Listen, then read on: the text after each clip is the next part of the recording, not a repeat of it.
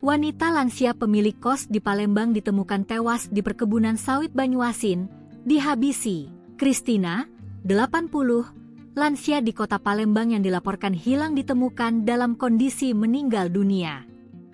Jasad pemilik kos itu ditemukan di wilayah Kecamatan Tanjung Lago, Kabupaten Banyuasin, pada Selasa, 27 Januari 2026, siang.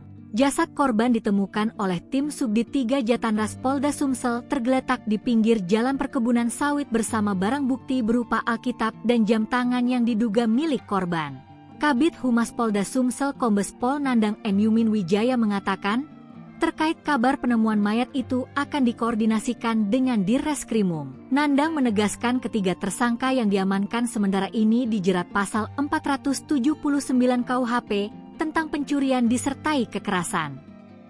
Saat ini tim Jatanras masih berada di lokasi dan menunggu tim identifikasi untuk membawa jenazah tersebut. Kristina, 80, seorang lansia pemilik rumah kos di Palembang, yang diduga menjadi korban pencurian dengan kekerasan, curas.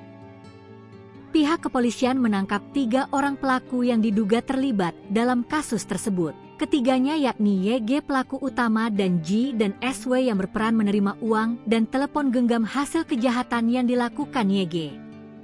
Sebelumnya, korban dilaporkan hilang oleh pihak keluarga sejak Jumat, 16 Januari 2026. Pesan terakhir dari korban diterima keluarga pada Rabu, 14 Januari 2026, pukul 4.47 WIB. Saat korban menyampaikan akan pergi ke Rumah Sakit Bayangkara untuk mengambil nomor antrean. Kristina dilaporkan hilang bersamaan dengan mobil Mitsubishi Mirage warna merah bernomor polisi Bank 1646 RI yang dikendarainya. Nomor telepon genggam korban juga tidak dapat dihubungi sejak saat itu. Setelah melakukan penyelidikan serta pemeriksaan rekaman CCTV, polisi menyimpulkan bahwa Kristina menjadi korban pencurian dengan kekerasan.